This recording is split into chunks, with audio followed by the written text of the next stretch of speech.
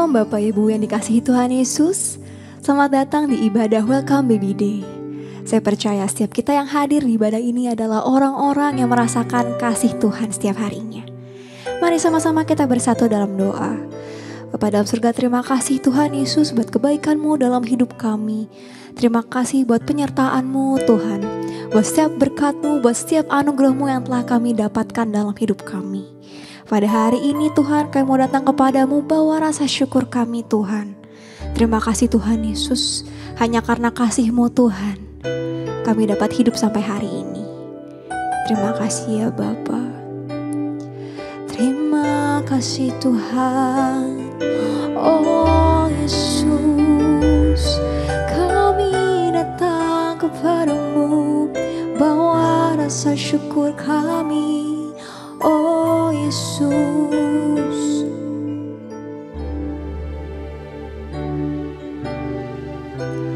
dengan apa ku membalas kasih-Mu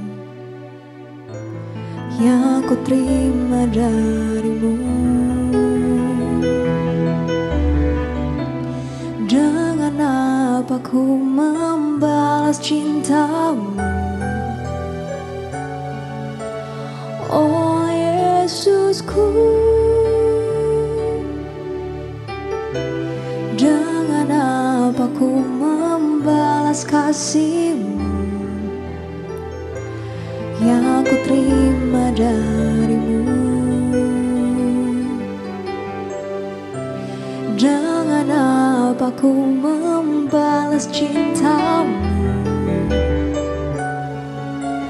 Oh Yesusku, ku mau selalu bersyukur, selalu bersyukur. Kau Tuhan yang setia, yang selalu menopang. Ku mau selalu bersyukur, selalu bersyukur. Kau Bapa-Ku yang setia, ku mau selalu bersyukur, selalu bersyukur. Kau Tuhan yang setia, yang selalu menopang. Ku mau selalu bersyukur, selalu bersyukur. Kau Bapa-Ku yang setia. Sungguh Engkau Bapa kami yang setia ya Tuhan.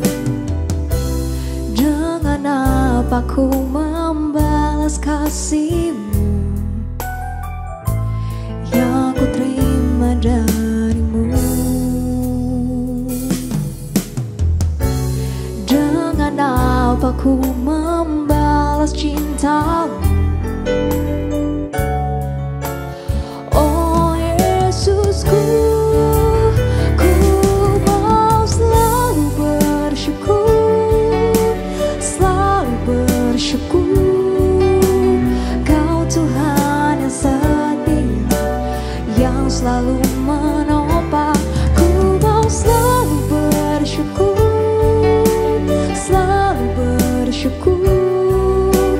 Kau Bapa-Ku yang setia, ku mau selalu bersyukur, selalu. Sebab Engkau Bapa kami yang setia, Kau Tuhan yang setia dan selalu menopang setiap kami Tuhan. Mau selalu bersyukur, selalu bersyukur. Kau Bapa-Ku yang dengan lembut nyatakan, ku mau. Ini keinginan setiap kami Tuhan, kerinduan setiap kami untuk selalu bersyukur kepadamu ya Bapa, yang selalu menopang. Ku mau selalu bersyukur, sebab Engkau Bapa kami yang setia. Kau Bapa-Ku yang setia, ku mau. Ini keinginan setiap kami Tuhan. Kau Tuhan yang setia, selalu menopang. Kami mau terus bersyukur Tuhan Yesus. Kau Bapakku yang setia, ku mau selalu bersyukur, selalu bersyukur. Kau Tuhan yang setia, selalu menopang. Ku mau selalu bersyukur, selalu bersyukur. Kau Bapakku yang setia, Kau Bapakku yang setia, Kau Bapakku yang setia. Yesus, terima kasih Tuhan. Kami mau terus bersyukur selamanya Tuhan, sebab Engkau baik, teramat baik dalam hidup kami. Kami mau terus bersyukur Yesus. Buat segala kebaikan-Mu Tuhan, buat segala perbuatan-Mu dalam hidup kami. Yesus, oh kiara lama ya shandara laba, takara laba laba ya so, kiara laba ya shandara laba laba laba laba, kiara laba laba laba laba laba laba laba ya so. Sebab Engkau baik Tuhan, selalu baik, selamanya baik Tuhan. Kami mau terus bersyukur seumur hidup kami Tuhan. Kami mau terus menyembah-Mu.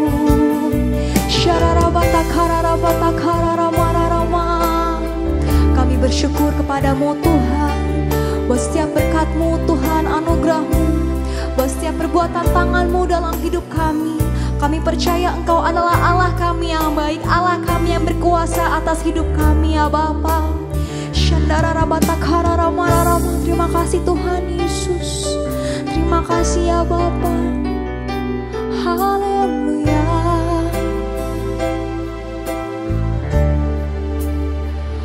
For you are great, you do miracles so great. There is no one else like you. There is no one else like you. For you are great, you do miracles so great. There is no one else like you. There is no one else like. Dengan imanmu nyatakan, for you are great, you do miracles so great. There is no one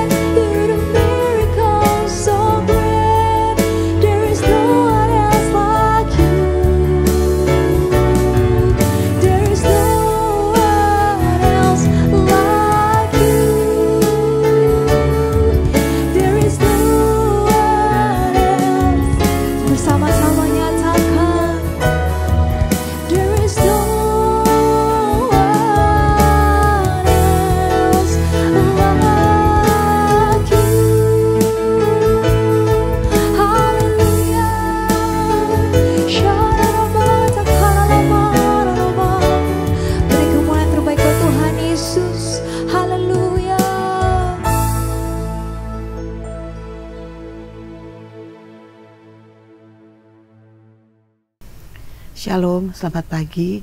Saya Dr. Suryantini. Terima kasih pada Ibu Anita yang sudah mengundang saya untuk berbicara tentang kontroversi kontrasepsi dalam Alkitab. Mari kita akan bicarakan. Pada Kejadian 1 ayat 28, firman Tuhan mengatakan Allah memberkati mereka. Lalu Allah berfirman kepada mereka, beranak cuculah dan bertambah banyak. Penuhilah bumi dan taklukkanlah itu. Berkuasalah atas ikan-ikan di laut dan burung-burung di udara. Jadi Tuhan memberkati Adam dan Hawa dan memerintahkan berfirman kepada mereka untuk beranak cucu dan bertambah banyak. Tapi jangan lupa ada juga pada 1 Timotius 5 ayat 8 dikatakan, tetapi jika ada seseorang yang tidak memeliharakan sanak saudaranya, apalagi seisi rumahnya, orang itu murtad dan lebih buruk daripada orang yang tidak beriman. Apa maksudnya? Nah, Tuhan mau keluarga kita seperti yang terlihat dalam gambar ini. Anak-anak yang sehat, anak-anak yang berpendidikan dengan baik, takut akan Tuhan, sehingga hidup mereka itu punya masa depan yang penuh harapan. Dibanding dengan kalau kita tidak mengatur jumlah anaknya banyak ya. Ini dilihat pada gambar ini ada pasangan suami istri bersama 9 dari 19 anaknya di depan rumah mereka di desa Puralaksana, Kecamatan Waitenong, Kabupaten Lampung Barat. Jadi kalau kita lihat anaknya 19, yang di foto ini 9 orang, dan mereka itu tidak berpendidikan, mereka tidak mengenyam bangku sekolah karena kedua orang tua mereka tidak mampu dan jumlah anak mereka terlalu banyak. Jadi betul seperti dikatakan 1 Timotius 5 ayat 8. Tapi jika ada seorang yang tidak memeliharakan sanak saudaranya, apalagi seisi rumahnya, orang itu murtad dan lebih buruk daripada orang yang tidak beriman. Kalau kita lihat bagaimana Tuhan dari Kejadian 1 ayat 28 minta agar kita beranak cucu. Tapi 1 Timotius 5 ayat 8 dikatakan, kita harus memelihara anak-anak kita, keluarga kita. Kalau kita tidak memelihara, kita lebih buruk daripada orang yang murtad. Jadi keluarga adalah lembaga pertama yang Tuhan ciptakan. Bahkan Tuhan sangat menghargai perkawinan, di mana kalau kita lihat mujizat pertama yang Tuhan Yesus adakan adalah perkawinan di Kana. Jadi keluarga harus memutuskan berapa anak yang akan direncanakan dalam keluarga mereka. Keluarga berencana itu maksudnya adalah mengatur atau mengontrol kelahiran agar dapat hidup sejahtera baik lahir dan maupun batin. Kita harus mencegah kehamilan yang terlalu dini kalau misalnya usianya terlalu muda atau pada usia yang terlalu tua. Atau juga kita harus mengatur jarak kelahiran, karena kalau kelahirannya terlalu dekat, misalnya belum sampai 1 tahun sudah hamil lagi, itu risiko bagi si ibu terlalu besar. Begitu juga kalau usia terlalu muda atau terlalu tua, itu selain anaknya bisa cacat, juga si ibunya juga bisa terjadi komplikasi kehamilan. Jadi keluarga berencana itu bukan untuk pasangan baru menikah atau apalagi pasangan yang belum menikah, karena prinsipnya adalah kita mengatur atau mengontrol jumlah kelahiran bagi yang diharapkan dalam keluarga itu.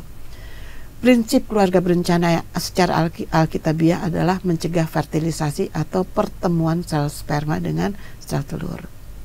Bahkan dokter itu mempunyai sumpah Hipokrates di mana dikatakan, saya akan menghormati setiap hidup insani mulai saat pembuahan, mulai dari fertilisasi, bukan mulai 3 bulan kehamilan atau 4 bulan kehamilan, tapi pada saat pembuahan. Kalau kita lihat kedudukan anak di mata Tuhan, anak adalah warisan. Anak itu adalah mahkota orang tua. Tuhan itu membentuk dan memberkati anak-anak sejak dalam kandungan. Dan Tuhan bisa saja memberkati perempuan mandul seperti ada yang pasangan yang sudah 12 tahun belum punya anak, tapi sudah usaha segala macam sampai bayi tabung tapi tetap tidak berhasil, sampai satu saat Tuhan yang membuka kandungan, mereka dikaruniai anak kembar laki-laki dan perempuan, dan mereka sangat berbahagia dengan anak-anak itu. Jadi keluarga berencana adalah suatu penemuan teknologi kedokteran modern yang berupaya untuk mengatur jumlah kelahiran dalam satu keluarga, sehingga ayah, ibu, dan setiap anak yang dilahirkan dapat hidup dengan sejahtera secara lahir dan batin. Bagaimana dengan etika sosial terhadap keluarga berencana? Ini dalam masyarakat dikatakan etika sosial menonjolkan peran manusia, yakni masyarakat dan hati nurani. Etika sosial bersifat humanistik dalam pengambilan keputusan tentang apa yang baik dan harus dilakukan seseorang dengan hikmat. Secara etika sosial, keputusan untuk ber-KB bagi pasangan suami istri adalah tepat karena mengingat perkembangan zaman dan demi menjamin kesejahteraan keluarga. Bagaimana sikap GBI terhadap keluarga berencana? Gereja di bawah Sinode GBI memandang program KB dapat diterima. Namun, cara melaksanakannya harus diserahkan sepenuhnya kepada tanggung jawab suami istri dengan mengindahkan kesejahteraan keluarga. Kita akan lihat berbagai jenis alat kontrasepsi. Yang pertama adalah kontrasepsi keluarga berencana yang dapat dipulihkan atau non-permanen. Sedangkan yang kedua adalah kategori keluarga berencana yang permanen, jadi tidak bisa dipulihkan lagi. Kontrasepsi yang bisa dipulihkan itu bisa kontrasepsi hormonal, bentuknya pil, suntikan, implan, kontrasepsi barier mekanik seperti kondom, alat kontrasepsi dalam rahim, diafragma, spermisida. Sedangkan yang kontrasepsi mantap itu termasuk kontrasepsi yang permanen, yaitu tubektomi dan vasektomi. Kalau ada lagi adalah jenis kontrasepsi alamiah dengan menyusui, sanggama terputus, atau dengan sistem kalender. Keluarga berencana yang non permanen itu tadi bentuknya itu bisa pil, bisa kondom, diafragma atau kondom wanita, ya. Kemudian ada busa atau tisu yang mengandung spermasid, kemudian coitus interruptus dicabut sebelum terjadi ejakulasi, kemudian kondom mengandung spermasid dan atau suntikan itu mengandung hormon, ya. Nah, ini kontrasepsi berasal dari dua kata, kontra dan conception. Kontra itu berarti melawan, conception itu berarti pembuahan. Jadi kontrasepsi adalah metode atau alat atau obat yang digunakan untuk menghindari atau mencegah terjadinya konsepsi atau pembuahan. Kita bisa lihat di sini di gambarnya, mulai dari yang hormonal, kondom, obat-obatan, atau KDR, ya, alat kontrasepsi dalam rahim. Nah, sistem kalender ini menghitung masa subur wanita. Ya, ini dihitung dari 13 hari setelah menstruasi, itu adalah masa subur, plus minus dan plus minus 3. Nah, itu jadi kalau hari ke-10 sampai hari ke-16 setelah menstruasi itu adalah masa subur. Kalau ingin menghindari kehamilan, maka tanggal 10 sampai tanggal 16 itu pakai misalnya pakai kondom atau menghindari hubungan seksual. Tapi kalau ingin punya anak, justru pada tanggal 10 sampai tanggal 16 itu masa subur, itu dilakukan hubungan seksual untuk bisa menghasilkan kehamilan. Tapi harus berhati-hati kalau siklus haidnya tidak teratur, ya. Jadi ini hanya untuk orang-orang yang siklus haidnya, untuk wanita yang siklus haidnya teratur. Nah, ini adalah kontrasepsi barier atau penghalang. Ini dipakai untuk mencegah sel sperma supaya tidak bertemu dengan sel telur pada saat terjadi hubungan seksual, sehingga tidak terjadi pembuahan. Itu bisa dengan hormonal, dengan tablet atau suntik, kemudian atau pakai kondom, baik kondom wanita maupun kondom laki-laki. Yang ketiga adalah intrauterine device IUD atau alat kontrasepsi dalam rahim. Jenis-jenis barier itu adalah kondom berbentuk sarung karet tipis, itu menampung sperma pada waktu ejakulasi, sehingga sperma tidak masuk ke dalam rahim atau saluran telur. Nah, biasanya digunakan setelah terjadi ereksi. Itu mesti hati-hati karena kondom itu sangat halus, dapat robek terkena kuku. Kemudian ada yang diafragma wanita, ya, bentuknya seperti kubah terbuat dari lateks, dimasukkan ke dalam vagina, menutup vagina bagian dalam, seluruh serviks, sehingga sperma tidak bisa masuk ke dalam rahim. Terus ada juga cervical cap ya, seperti topi ya, dimasukkan ke dalam ini menutup cervix ya, sehingga sel telur tidak masuk pada saat sperma tidak bertemu dengan sel telur pada saat terjadi hubungan seksual. Kemudian spermicide itu adalah kontrasepsi yang digunakan sebelum sanggama ya, sebelum hubungan seksual. Itu bentuknya bisa kertas tipis, bisa foam ya. Ini mengandung alkyl phenoxyfolieetoxyetanol ya. Kemudian hormonal, ini diberikan hormon yang mengubah komposisi keseimbangan hormon dalam tubuh wanita. Ini bentuknya bisa di bawah kulit ya, itu implan ya, 6 buah kapsul Norplan itu mengandung hormon. Ini dipasang untuk waktu 5 tahun atau disebut susuk KB. Bisa juga bentuknya pil ya, atau suntik KB ya. Suntikan ini berisi hormon progesteron ya, ini mencegah lepasnya sel telur, jadi sel telur tidak bisa diproduksi oleh indung telur. Dan dia mengentalkan mulut rahim sehingga sperma tidak masuk ke dalam rahim. Kemudian ini pil KB, ini mengandung hormon estrogen dan progesteron. Dibanding dengan pil lain, ada satu pil yang mini pil, itu yang hanya mengandung progesteron ya. Tapi namanya juga hormon, pasti ada efek sampingnya. Nah, ini adalah intrauterine device atau disebut juga alat kontrasepsi dalam rahim. Ini pemakaiannya dimasukkan ke dalam rahim. Terbuat dari plastik, bentuknya bermacam-macam. Ada yang bentuknya spiral, ada yang bentuknya T ya, ada yang bentuknya 7, dulu disebut copper 7, copper T ya. Nah, tapi ada efek sampingnya.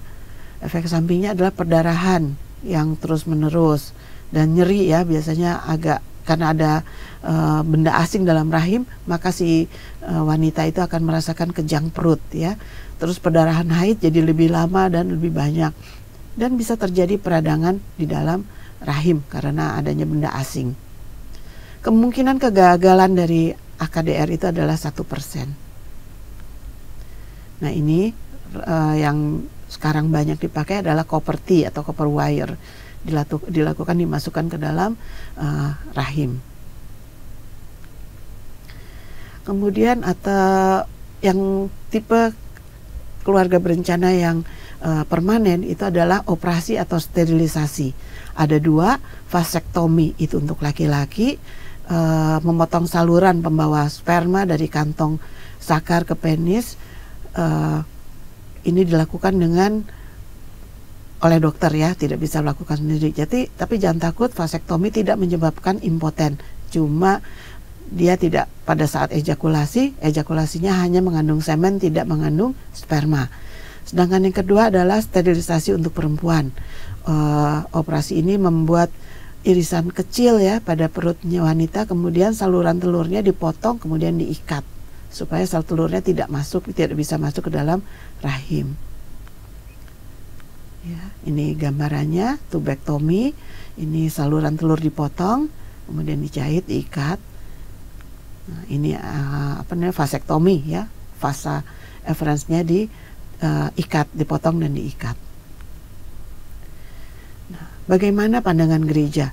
Pasangan Kristen disarankan tidak melakukan IUD, tidak menggunakan IUD karena intrauterine device atau alat kontrasepsi dalam rahim itu bisa mengakibatkan missing abortion. Karena apa? Karena masih mungkin ada sel sperma yang masih bisa lolos dari halangan oleh IUD itu, dia masuk ke dalam saluran dan ketemu dengan sel telur, terjadi pembuahan. Nah, justru IUD itu bisa menyebabkan keguguran atau disebut juga missing abortion. Kemudian vasektomi dan tubektomi itu karena adalah otoritas Allah yang membuka atau menutup rahim ya. Jadi Tuhan yang menentukan kita hamil, seorang wanita hamil atau tidak. Tapi semuanya itu kembali kepada keputusan masing-masing keluarga ya. Jadi metode yang terbaik bukanlah yang bersifat aborsi, tapi pencegahan terjadinya pembuahan. Makanya untuk pasangan yang mau memutuskan untuk ber-KB harus bijak memutuskan metode mana yang akan digunakan untuk mencegah kehamilan sehingga mereka bisa mengatur jumlah anak dalam keluarga dan hidup bahagia dengan jumlah anak yang sudah mereka temukan. Terima kasih, Tuhan Yesus memberkati. Shalom. Gembala dan seluruh pengerja GBPRJ CK7 serta jemaat Tuhan mengucapkan terima kasih kepada Dr. Suryantini Singgih, SPPD, yang telah memberkati kita semua melalui penyampaian penjelasan perihal kontroversi kontrasepsi. Tuhan Yesus memberkati dokter dan keluarga berlimpah-limpah. Berikut kami sampaikan beberapa pengumuman. Ibadah Raya Hari Minggu tanggal 5 Oktober 2025 pukul 7 waktu Indonesia Barat dilayani oleh PDP Tin Setiawati. Pukul 9 dan 11.30 waktu Indonesia Barat dilayani oleh Pastor Yosua Yongki. Pukul 16.30 waktu Indonesia Barat dilayani oleh Pendeta Ruben Ong. GBPRJ Mandarin pukul 9 waktu Indonesia Barat dilayani oleh Pendeta Robertus Purwadi SSPD. Ibadah Raya disertai dengan ibadah King's Kid, ibadah anak berkebutuhan khusus, Little Blessing Toddler, Sekolah Minggu, Joshua Generation Kids Church English Service, Junior Church Indonesian Service, 316 Youth English Service, dan ibadah 2PM yang Adult and Couple Service.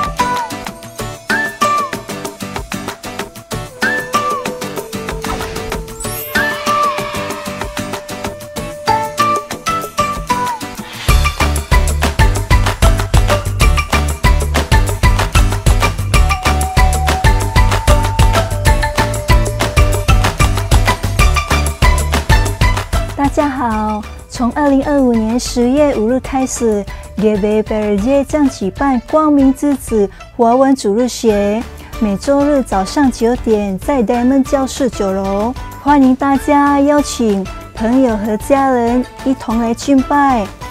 我们也邀请会说中文的兄弟姐妹们一起来服侍，担任老师或敬拜带领。有感动的，请联络联系人哦。再见。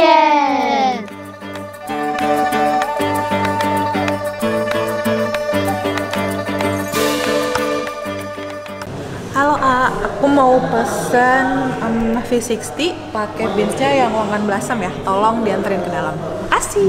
Oh iya kak.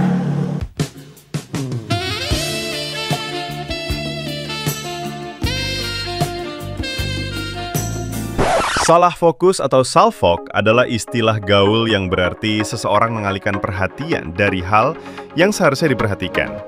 Cancer Ministry present Salah Fokus Salfok pada hari Sabtu 18 Oktober 2025 pukul 10.30 WIB bersama Ibu Tien Setiawati dan kesaksian Bapak Eliab Siswoyo.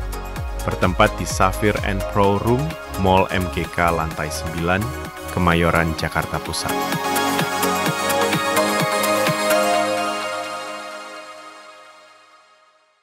Unit Pelayanan Jemaat CK7 akan mengadakan baptisan air pada hari Sabtu 4 Oktober 2025 pukul 8 waktu Indonesia Barat. Bagi Bapak Ibu yang ingin dibaptis, harap segera mendaftarkan diri. Pendaftaran dibuka mulai tanggal 21 sampai dengan 29 September 2025 secara online via www.gbprj.org atau di konter sekretariat ibadah onsite masing-masing cabang. Berikut kami informasikan pasangan dari Jemaat GBPRJ CK7 yang akan melangsungkan pemberkatan nikah. Apabila dari Bapak Ibu ada yang keberatan atas informasi tersebut, harap dapat segera menghubungi PDP Grace Atalia di nomor WA 0856850554. Untuk informasi lengkap mengenai persyaratan dan pendaftaran pemberkatan serta peneguhan nikah, dapat menghubungi counter sekretariat masing-masing cabang atau dapat dilihat di www.gbprj.org. Untuk informasi lengkap seluruh kegiatan GBPRJ CK7, maka Bapak Ibu dapat follow sosial media GBPRJ, baik di Instagram, TikTok maupun Facebook. Sekian pengumuman pada hari ini. Terima kasih atas perhatian Bapak Ibu sekalian. Tuhan Yesus memberkati. Mari jemaat Tuhan kita masuk dalam doa syafaat. Tuhan Yesus, terima kasih buat ibadah WBD hari ini. Terima kasih untuk pengetahuan yang sudah disampaikan oleh hamba-Mu Dr. Suryantini tentang kontroversi kontrasepsi. Berkatilah hamba-Mu dengan hikmat yang daripada-Mu untuk pelayanannya dan profesinya sebagai seorang dokter. Berikan juga kesehatan dan berkat yang berlimpah atas kehidupan hamba-Mu. Tuhan berkati juga pasangan suami istri yang sedang mengikuti ibadah WBD. Berkati para suami, jadikan mereka imam, raja, dan nabi di dalam rumah tangga mereka. Berkati juga dengan kesehatan dan perlindungan-Mu, biar usaha dan pekerjaan mereka diberi keberhasilan dan keberuntungan. Tuhan juga memberkati para istri yang sedang hamil, diberi tubuh yang sehat dan kuat selama masa kehamilan. Jadikanlah istri-istri sebagai tiang doa buat keluarga mereka. Kami juga berdoa untuk bayi yang ada dalam kandungan, dalam keadaan sehat, tumbuh normal, dan pada saat kelahiran semua berjalan dengan lancar. Tuhan juga memberkati gembala sidang kami Pak Niko, gembala CK7 Pak Dr. Yanto, dengan kesehatan dan perlindungan, berkati pelayanan dan pengembalaan hamba-Mu. Bapa, kami juga membawa bangsa kami Indonesia ke dalam tangan kasih-Mu. Kami percaya Indonesia selalu aman, damai. Berkati juga Presiden dan Wakil Presiden, Bapak Prabowo, Bapak Gibran dalam pemerintahannya, supaya setiap program yang dibuat mendatangkan kesejahteraan dan kebaikan buat rakyat Indonesia, sehingga Indonesia menjadi negara yang maju. Mari jemaat Tuhan kita siapkan hati dan mengangkat kedua tangan kita untuk menerima doa berkat.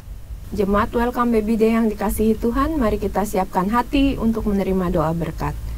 Terimalah berkat yang berlimpah-limpah dari Allah Bapa, kasih karunia dari anaknya yang tunggal Yesus Kristus, dan penyertaan yang manis dari Roh Kudus, menyertai kita semua, mulai hari ini sampai Maranatha, bahkan untuk selama-lamanya. Haleluya, amin.